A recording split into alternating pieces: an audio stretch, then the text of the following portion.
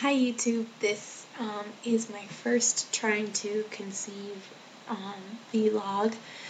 I have kind of been stalking other people's videos for a while and thought that it might be really therapeutic for myself if I started one. Also, I am 26 years old and my husband is 30. We just recently got married in September of last year. We've been together for 5 years. I knew all along that we were always going to have difficulty conceiving. About 4 years ago, I was diagnosed with Hashimoto's thyroiditis, which basically means I have an autoimmune disease which kills my thyroid. So I've been taking Synthroid in ever-increasing doses for the last 4 years. So I see a regular endocrinologist. So when it came down to it, we knew we wanted to have a big family.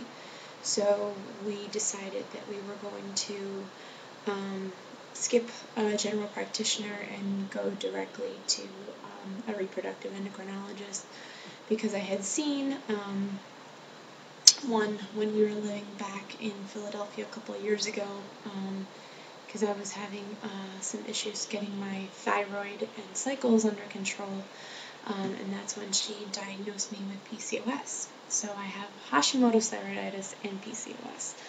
So I started seeing a doctor here 2 months ago, and it's been a pretty crazy journey so far. I didn't realize just how much went into the planning every month. It's already getting tiresome, and it's only been 3 real cycles trying. We haven't been preventing pregnancy for about 3 years, which isn't really trying, but it's really not trying, if that makes any sense. So when we went in December, they did a transvaginal ultrasound and found that I had what looked as if it was a mature follicle on the left-hand side, and they drew some blood, and the doctor called me and told me that it looked as if I had probably just ovulated. And so I was excited because the last reproductive endocrinologist I saw told me that I never ovulated. I'm not sure how she knew that just by meeting me once and looking at me, but I guess, I don't know. So he said, you may just be in time. This isn't a perfect science, so you have your surge that could be, the LH surge could be coming on its way down, or it could just be peaking, or, a lot of people with PCOS have high LH levels normally, so I don't know exactly how elevated it was to make him think that I was ovulating, but if he thinks that, then I guess that was true. I was told that he wanted to see me in 2 weeks, obviously the 2-week wait, and that if I got my period, he would start Clomid, and if I didn't get my period, hopefully I would have been pregnant.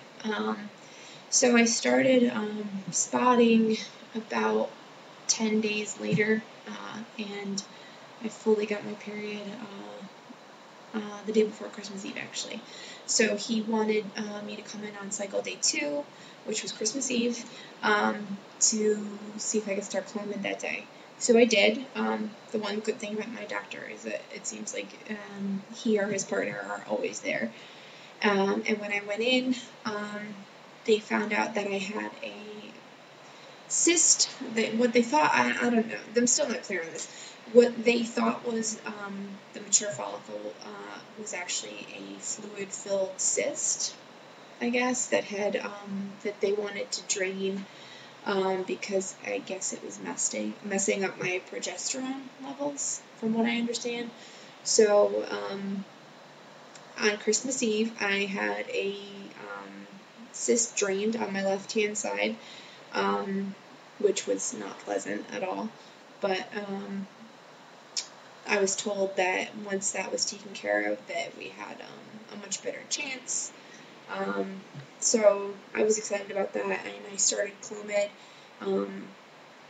that next day. I took my pills like a good little girl for 5 days, and then I went in for a follicle check. It was a week after I started the pills, so it was, I guess, 3 days or whatever after I finished the pills, and nothing. There was no growth at all on either side. So my doctor said sometimes women don't respond to 50 milligrams, so let's give you 150 and see what happens. So I took 150 again for 5 more days, and went in for another follicle check, and I had nothing. So I was feeling a little discouraged, obviously, and I went back, and the doctor said that he was going to start me on metformin, even though all my testing showed that I was not insulin resistant. He told me that a lot of people respond well to metformin and Clomid. I know a lot of people take metformin first, but because I don't have a lot of typical PCOS symptoms, I don't have any excess hair on my face or anywhere else. I all of my other hormone levels look good. So he didn't want to start metformin. He wanted to start Clomid first. Anyway, that's getting sidetracked. So I started, I took 5 more days of 100 milligrams of Clomid, and I took metformin twice a day. And I went in for a follicle check, and there was one mature follicle, 22 millimeters on the right-hand side. And it was weird because I kind of thought that because I noticed that I felt like a heaviness in my right side. I don't know, it was weird. And I had one follicle on my left ovary that was measuring 14. So they drew some blood, and the nurse called me that night and told me that I was going to inject myself the following morning, which was the 19th of January,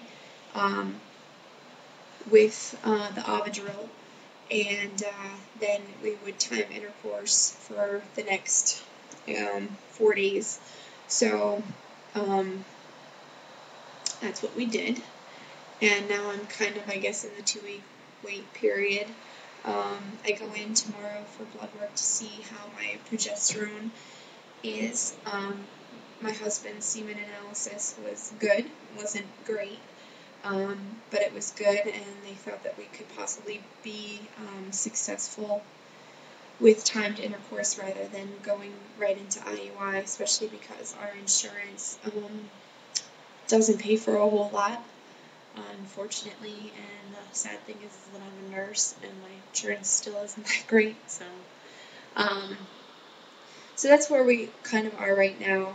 I don't think I'm pregnant at all. I don't know, I just have that feeling that I'm just never gonna get that positive ever, but I try to keep myself optimistic. I think a lot of the reason why I wanted to start posting these videos was because absolutely no one that I know, besides my husband, knows that we're trying. I think it's kind of a protective measure for me, because once I tell other people about it, it really becomes real that we're having difficulty, and that, I mean, even though we haven't been charting and OPKing and everything for 2 or 3 years, I mean, we've been having regular intercourse for 3 years and nothing has happened. So